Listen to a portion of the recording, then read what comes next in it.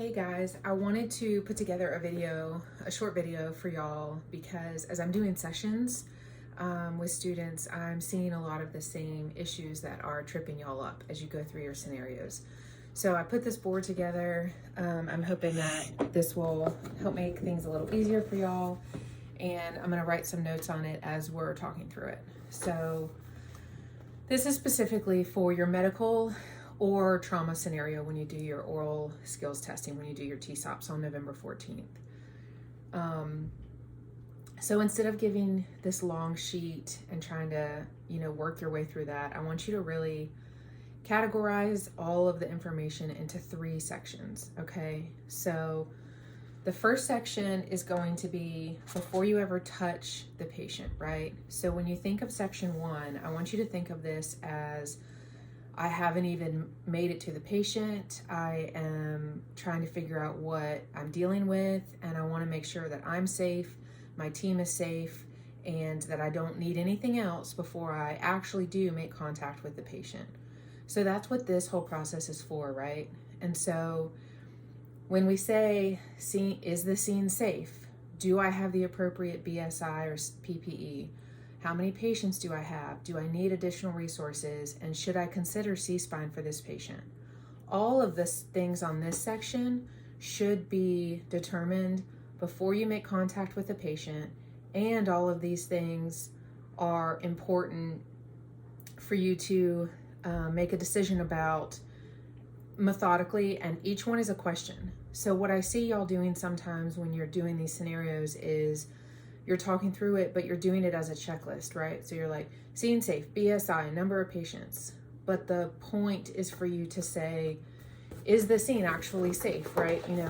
Was I called to a shooting and police are not on scene and haven't taken down the shooter? Or, am I at a house where there's an overdose and there's a domestic dispute going on and I can't safely access the patient? And when you see the number of patients, for example, when you say, hey, how many patients do I have? If your person responds and says you have 3 patients, or even if you have 2 patients, that's your indicator to say, okay, I need additional resources. Because unless the patients are completely ambulatory with minimal complaints, you cannot adequately take care of 2 patients. So the minute you have more than 1, you have technically maxed out your resources because you're one provider, right? So now your ratio is 1 to 2 versus 1-on-1. And so again, you need to think of additional resources based off your number of patients and the acuity of the patient. So it's not just, okay, I'm an advanced EMT and my patient has cardiac needs, so I need additional resources. Or I'm an EMT basic and I need an IV, so then I need additional resources. It's also based off of the volume of patients and the situation. And then C-spine, I hear there's a lot of confusion about this particular issue. So the goal for this is to think, okay, did my patient, from what I can initially tell, have any situation that could have potentially led to needing a C-spine, right? Or needing a C-collar and manual stabilization. So did they fall? Were they in a fight? Is this a car wreck? Is there any mechanism that could have resulted in C-spine? Most of the time, that's not going to be the case for medical patients. However, it is sometimes if somebody had a stroke as they were standing up cooking dinner and they fell and they hit their head on the way down to the floor, right? Or a lot of times you'll see somebody who was in the shower and they had a seizure or they had a stroke. So then it kind of becomes medical and trauma. So this is what you need to be thinking about. But all of this is section 1. So if you don't resolve an issue in section 1, don't go to section 2. You don't make it to section 2 until you get past everything in section 1.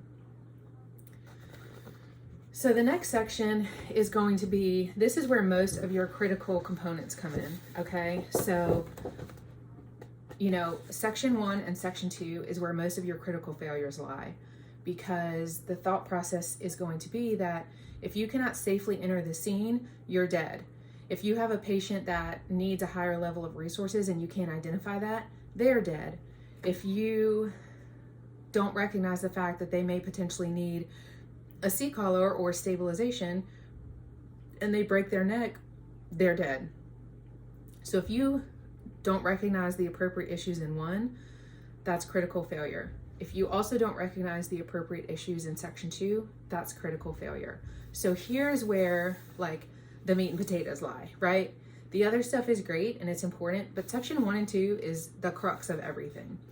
And I want to mention too that section 1 and 2 are the same whether it's medical or trauma. So when you're going through your scenarios, regardless of if it's medical or trauma, you need to be looking at the patient through the same lens for the first 2 steps, okay? So step 2 is going to be, think of step 2 in terms of, now I'm at my patient, okay? So now I'm at my patient. What's my general impression? My general impression is that I have an elderly lady who's alert and she's talking to me and she's sitting in a chair and she says she has some chest pain. Could this potentially be a critical situation? For sure. Once you do a more assessment, find out what her vitals are, talk through the scenario, sure, this could be critical. At this moment, is it critical? No, because she's alert. She's talking to you. She is stable right now. I walk up and my general impression is that I have a patient laying on the road whose leg is halfway amputated and they're unresponsive. At this moment, they're critical. They can only go down from here right now. So this patient needs my immediate attention. They need immediate transport. They need immediate interventions. So at this point, nothing else matters in terms of my treatment and care for them other than stabilizing the patient. And loss of conscious or level of consciousness is part of that general impression, right? So my general impression pivots based off what their level of consciousness is. So they're alert, they're talking to me, they're engaged, they're alert, but they're disoriented. They're, think of it in terms of a scale. They're alert, they're disoriented, they're kind of mumbling, they're unresponsive, can't get shit out of them. So, there's more levels I'm sure in between there, but that's kind of like the mild, moderate, and oh shit factor.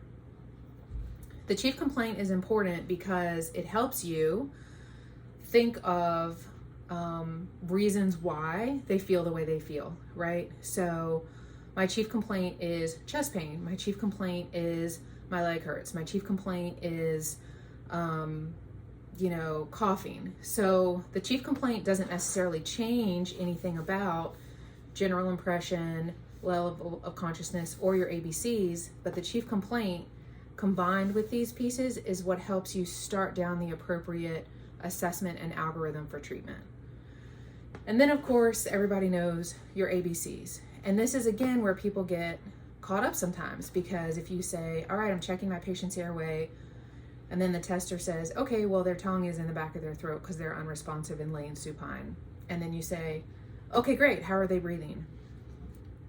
It doesn't matter how they're breathing at this point because their airway isn't even open. So if you don't address A, then everything else is irrelevant. So it's really important for y'all to remember that if at any point in step 1 or any point in step 2, it's not resolved or stable, you don't move on. There are patients that we have picked up before that we've never made it past airway because they had such a difficult airway that all efforts went to intubating them or dropping a king or doing something to secure the airway, and it wasn't successful. So if you don't, the reason that these are categorized or prioritized the way they are is because the things that can kill somebody the quickest are in this order. So you can go the least amount of time with an obstructed airway. You can go the next least amount of time with inadequate breathing. And then you can go the next amount of time with poor perfusion. So it's important to stop and fix, stop and fix, stop and fix. Then based off of all of this, right, you make your transport decision. So you say, okay, my patient is, they didn't have an airway, but I've secured it. Their breathings were shallow, but I'm ventilating them with a BVM, and now they're breathing 12 to 20 times a minute assisted, and they have good circulation. So because of the fact that you had to do an intervention to stabilize A and you had to do an intervention to stabilize B, they probably need to go ahead and get out of there, right? But if you have a patient who you're saying, okay, they're breathing fine, they're talking fine, they're walking fine. I can't quite figure out what's causing their complaint. You could maybe stay a little while and work on them. But if you go through all of these indicators or all of these questions and the patient needs immediate intervention, then part of this section 2, is for you to realize that you alone, even if you were a paramedic, can probably not fix the situation, right? So they need definitive care, whether that's a cardiologist, a pulmonologist, an ED doctor, whatever it may be. We cannot fix this. So you can stabilize these, but they need to get to definitive care. So again, 1 and 2 are the same, whether it's medical or trauma, same approach, same evaluation, same things to consider. And they're also your hot spots. These are the big ticket items. These are the things that help you make a decision about your patient, what you're going to do, where you're going to take them, how quick do I need to hustle? Do I have time to sit here and talk to them and get a good story? Or do I need to, hustle and get my ass out of here? And then section 3 is where, if the patient is stable, you're able to take some more time, right? And this is where it does break up into medical and trauma. So the line of questioning for the patient varies based off of whether they have a medical scenario or a trauma scenario. So if you have a patient that is having medical complaints and you can make it to section 3, so assuming you've got through section 1, you've gotten through section 2, and now you're at section 3, then you're going to ask your OPQRST, your sample, your review of systems, and your vitals. And there's not necessarily a specific order in which these need to go, because again, remember, this is like the green and yellow area. So 1 and 2 are red, 3 is kind of like greenish yellow. So what is the onset? What is the provocation? What is the quality? So these are the beginnings of your OPQRST. Sample, what are your signs and symptoms? Are you allergic to anything? What is your last oral intake? So these are the things that you're going to ask with your sample. The review of systems. So let me take some time, since you're a medical patient, and go through and say, oh, you have abdominal pain, but let me check your back and your shoulders and your legs. Do you have pain anywhere else? Has anything radiated? Has anything been triggered? And then of course you've got your vital signs. And so again, the vital signs are really important because you want to use the vital signs to figure out if anything's out of whack, right? For trauma, it's similar, but you're going to do your sample. So you're going to do the same thing as medical. The biggest difference for trauma is that you're going to focus more on a detailed assessment, right? Because when somebody has a trauma situation, their adrenaline is usually pumping. It was usually an unexpected situation, and they're going to say, oh, I fell off the roof, and the only thing that I notice right now is that my leg's broken. But by doing a detailed assessment, you realize that when they fell, they also landed on a stick that's now impaled in their shoulder. Or they say, I was in a car wreck, I feel fine, everything's good, and then you realize 10 minutes later that they have a gaping wound coming out of their hip that's bleeding profusely.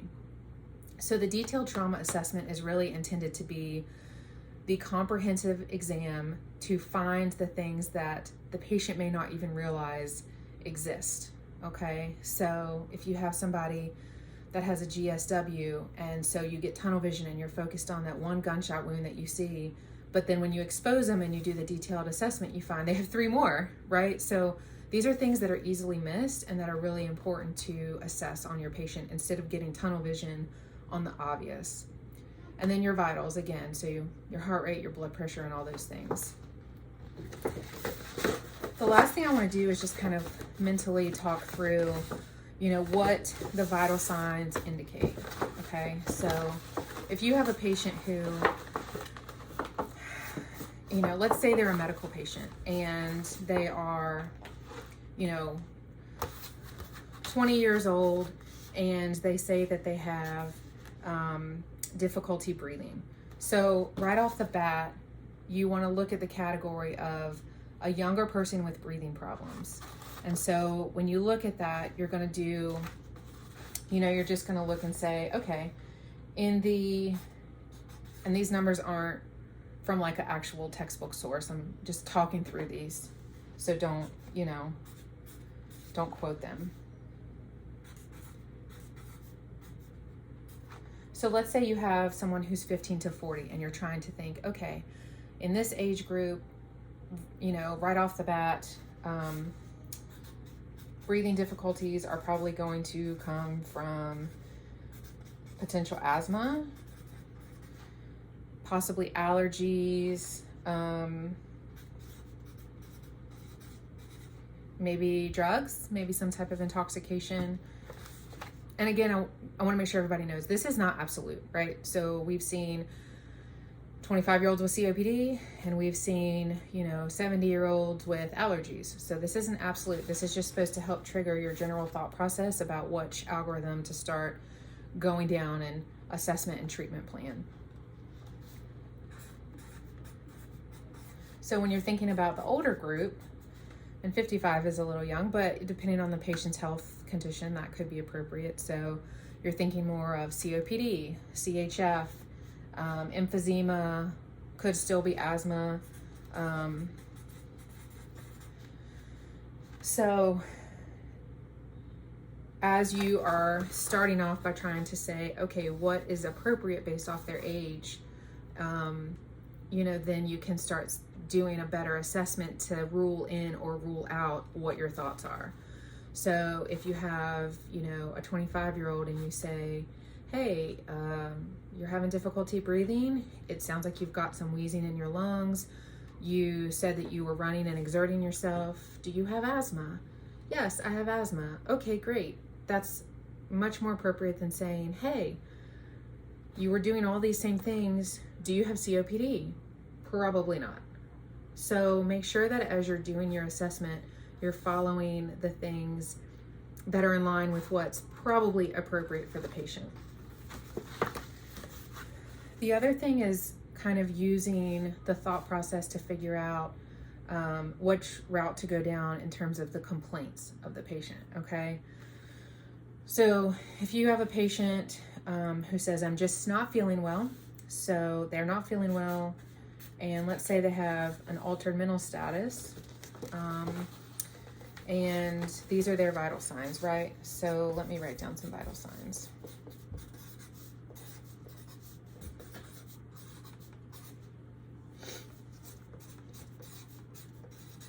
Okay, so you've got a BP of 140/92. You've got a heart rate of 102. You've got an oxygen sat of 94, and you have a BGL of 112, and the patient is 72 years old.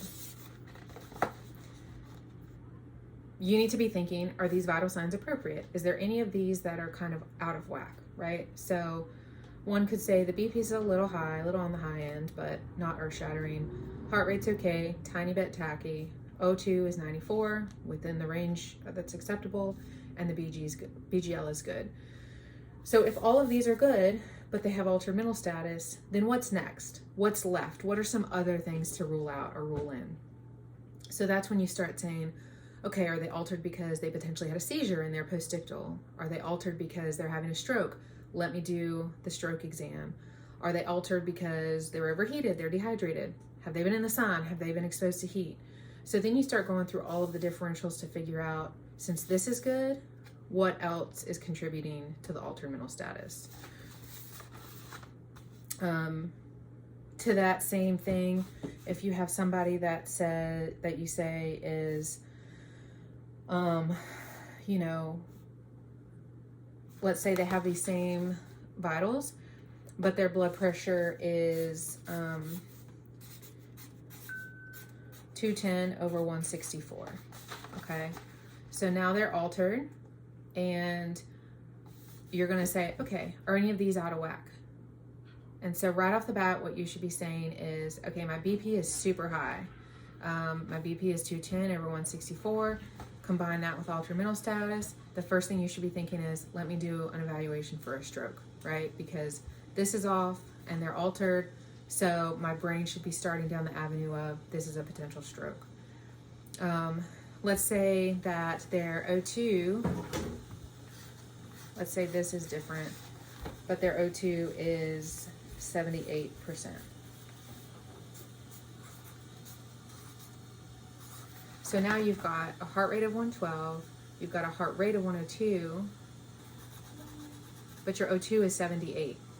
So instead of thinking potentially a stroke, Now you're going to go, okay, this is pretty regular, this is pretty regular, this is not regular. So now it's hypoxia. So now I'm going to be thinking they're hypoxic because of their O2 sat. So the next question is, what's causing the hypoxia, right? Is this a COPD exacerbation? Is this congestive heart failure and they're full of fluid? Is this an asthma attack? And so you start going down that route. So again, it's really important that you be familiar with what vital signs are indicative of what problems, because when you do that, then you can start immediately going down the thought process of, how do I fix it? What can I do to intervene? And what do they ultimately need to resolve this? Because a lot of times you're going to be working with a patient and you're not going to be able to resolve their issues in the back of the truck. They need a lot more than what we can provide on an ambulance, right? So they may need a 7-day ICU visit. They may need a cath lab. They may need a TPA for stroke. So don't feel like necessarily that your treatment of the patient indicates, don't necessarily feel like their improvement or decline is necessarily because of what you're doing. Sometimes it is, and you need to reevaluate and try and figure out what you could be doing better. But a lot of times there are really sick patients that we are getting called to at the end of their problem, right? When it's already gone past green, it's already gone past yellow, and now it's in full-blown crisis mode. And so if we are getting to them at that point, you know, we're going to do the best we can, and we're going to try to do all of the right interventions, but they're probably going to need a much higher level of care. So when you're going through scenarios and I say, okay, you've done this, that's correct, you've done this, that's correct, you've done this, that's correct, and now the patient's in cardiac arrest, that does not necessarily mean you've done anything wrong. That means that the patient was so sick that they're just going to the next natural stage of what's happening, which is cardiac arrest, and then you move on to that process to work the cardiac arrest. So I hope this was somewhat helpful. If anybody has any specific questions or thoughts, you know, now is the time to start asking those more than ever, because you're a month away from your final testing. You know, you're going to be, you know, doing your TSOPs, and you're going to be getting graded, and that will make or break whether or not you can pass the course. So I really want y'all to use the next month to practice, ask questions. Nothing is stupid. If you have a question and you feel embarrassed about it, you know, it's better to ask it now than to fail the class or hurt a patient later. So please reach out and let us know if we can do anything to help y'all. Have a good day. Bye.